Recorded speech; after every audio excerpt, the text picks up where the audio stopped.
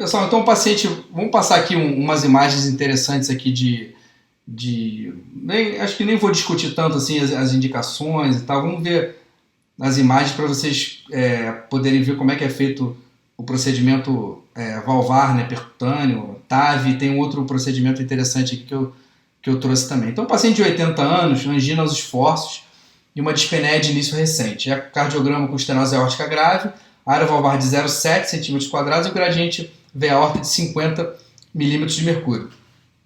Isso aí também tem uma grande discussão, a gente tem scores que, para você avaliar se o paciente é mais favorável à cirurgia ou à angioplastia ou ao implante percutâneo da válvula aórtica. Isso vem também mudando muito nos últimos anos. Os guidelines têm favorecido cada vez mais o implante percutâneo nos pacientes acima de 75 anos.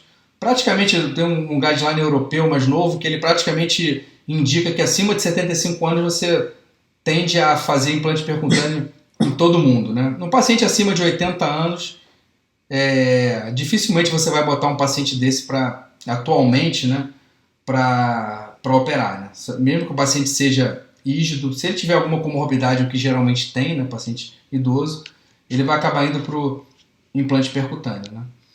Então, esse paciente, estenose aórtica grave, gradiente área valvar abaixo de 1, gradiente veia aorta maior que 40 e paciente sintomático, angina e dispneia aos esforços. Então, tem estenose aórtica grave, tem sintoma, tem indicação de intervenção. Aí a discussão é cirúrgico ou percutâneo. Nesse caso, pelos motivos que eu já falei, paciente idoso, principalmente, esse paciente aqui, que eu me lembro, não tinha nenhuma outra comorbidade importante, mas só o fato de ter 80 anos já favorece bastante a gente fazer a intervenção percutânea. E aí o que a gente faz na TAV, pessoal? TAV é implante de válvula aórtica transcatéter, o T é de transcatéter, né? Então, a gente entra pela artéria femoral, esse guia é passado aqui para dentro do ventrículo, você passa pela válvula aórtica, né? Esse PIG que tem aqui na base aqui é para a gente fazer a injeção, para ver o que a gente está fazendo. Não sei se dá para ver aí, mas é bastante calcificada a válvula desse paciente. Você vê ali uma... Vou tentar parar aqui antes de injetar o contraste, você vê que tem um cálcio extenso aqui, né? Mostrando que realmente a estenose aórtica é grave. E isso aqui que a gente está vendo aqui é um cabo de marca-passo, que a gente usa para balonar, a gente usa atualmente durante a liberação da válvula, mesmo que não seja uma válvula balão expansível. Deixa eu parar aqui, vamos passar para o outro.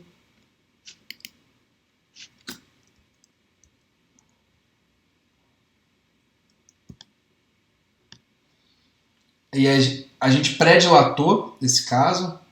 Aí vem da técnica, depende do caso, né, se a gente vai pré-dilatar ou não. A análise toda pré é feita por angiotomografia. Todos esses pacientes têm que fazer uma angiotomografia para a gente preparar o caso, saber qual é o tamanho da prótese que a gente vai usar. Isso tudo é feito por tomografia. Outra coisa que a gente antigamente não tinha, né? Você fazia os procedimentos basicamente usando a imagem do raio-x, tratava a coronária, fazia tudo ali. Agora a gente teve que aprender a ver tomografia. A gente tem agora, vou mostrar o próximo caso, a gente teve que aprender a ver eco, a gente tem eco transesofágico nos procedimentos. Então a coisa está... Pelo desenvolvimento da técnica, a gente começou a tratar coisas cada vez mais complexas e precisando de mais habilidade e mais conhecimento aí de outras áreas também. Então a gente pré-dilata, e aqui é a liberação da válvula.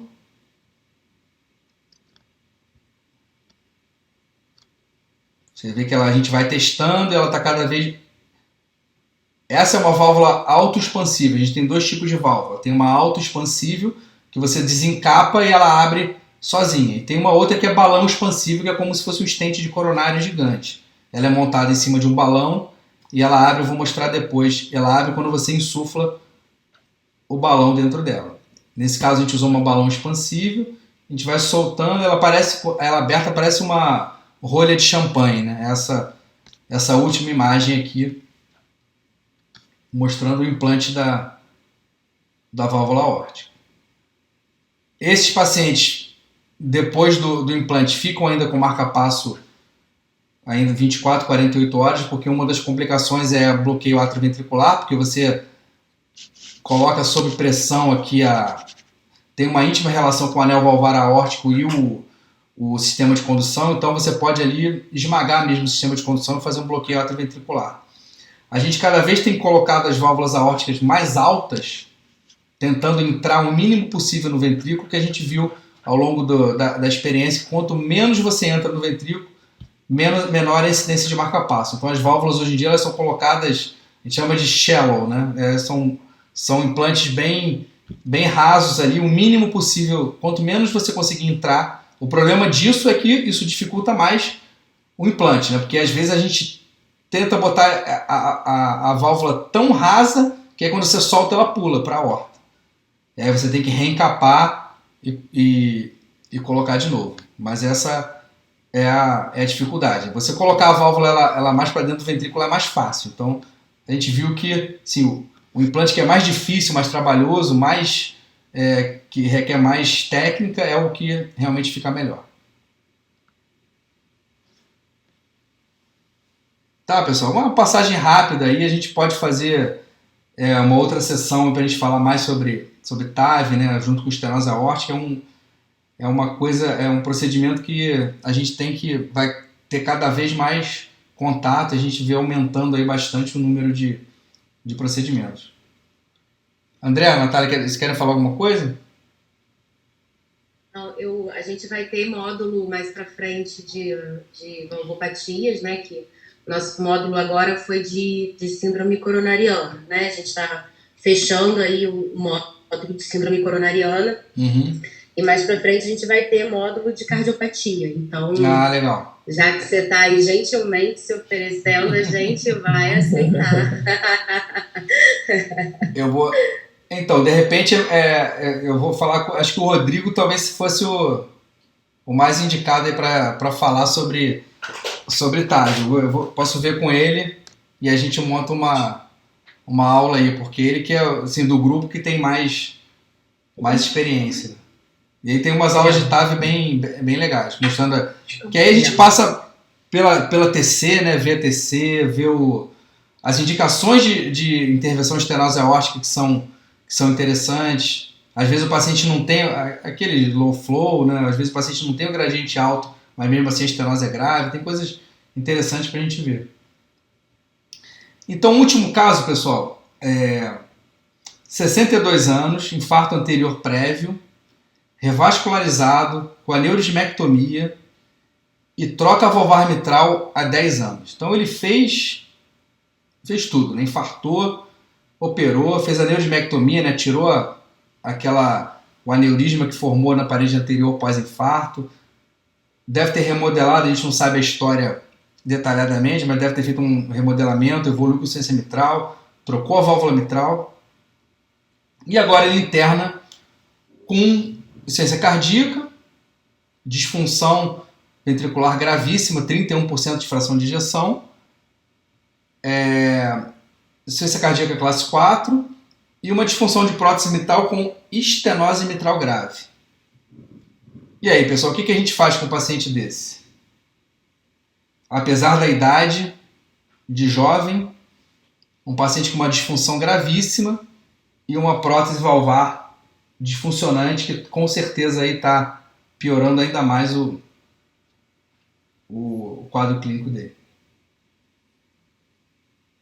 A gente tem alguns marcadores de gravidade aí, né? O fato dele já ter operado há 10 anos, então para uma cirurgia isso aí vai ser uma reoperação, né? Acho que isso aí aumenta muito o risco cirúrgico.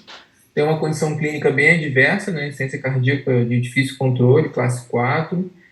E, além disso, a disfunção ventricular esquerda importante também já dificulta realmente o procedimento.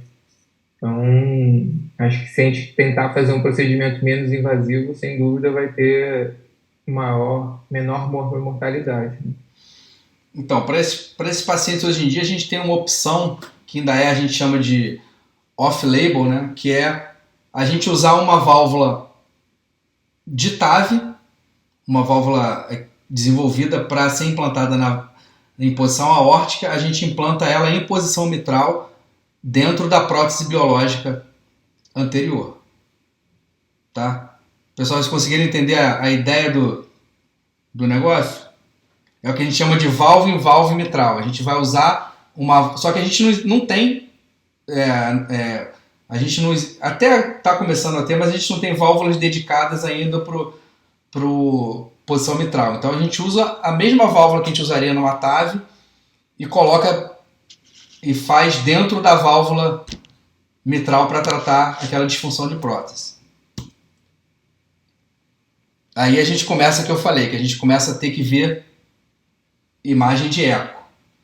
Mas essa imagem aqui, ó, à esquerda do eco 3D, dá para a gente ver como a válvula não abre, né? Depois eu vou mostrar, depois do implante da prótese, a diferença, né? A válvula totalmente calcificada. Olha aqui no meio, quando não tem o fluxo do Doppler, aqui a válvula mitral praticamente não abre, né? Então o que a gente faz? A gente não tem como acessar, é muito difícil a gente acessar a válvula mitral através da aorta, porque você tem que trabalhar, você teria que passar por dentro da válvula aórtica, ficar trabalhando com a prótese dentro do trato de saída do VE, lutando o tempo inteiro contra a pressão de ejeção do VE. Então o que a gente faz é entrar pela veia, a gente entra com a válvula pela veia, pelo lado direito do coração, faz uma punção transeptal e passa a válvula pelo septo para atingir a válvula mitral, entendeu? Então o caminho é cavo inferior, átrio direito, punção de septo, átrio esquerdo e coloca a válvula ali na válvula mitral, que é entre o átrio esquerdo e o ventrículo. Então é o caminho oposto do que a gente faz pela válvula. Aqui só para mostrar que é interessante, ó, estão vendo aqui essa tendazinha que forma aqui? Isso é o septo. E esse é o momento mais complexo do procedimento, que é a punção transeptal.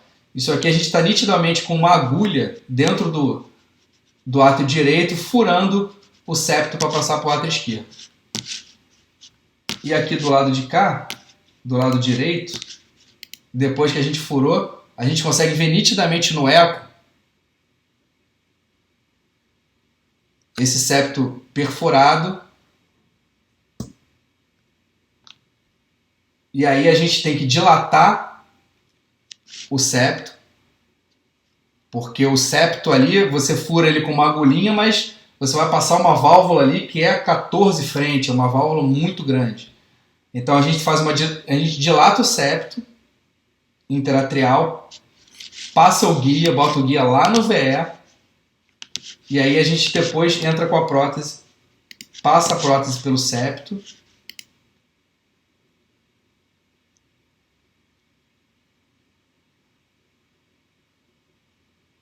aqui ela já está em posição. Não dá para ver aí, porque é difícil de ver, mas a gente consegue ver a sombrinha da prótese antiga e a gente posiciona de acordo com a posição da outra prótese para colocá-la no lugar certo. E aí liberando a válvula.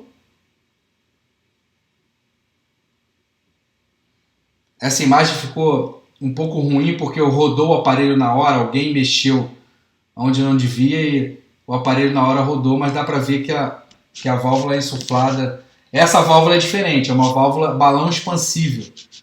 Ela insufla igual um stent de coronária mesmo.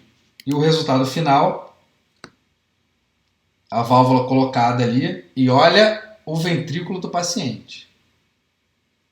Disfunção gravíssima mesmo. Esse paciente realmente não dava para encaminhar para cirurgia. E agora lembra daquela imagem anterior? Olha como a válvula abre agora totalmente aqui no eco 3D. O eco 3D é fundamental para a gente fazer os procedimentos, principalmente os mitrais, né? E essa outra imagem aqui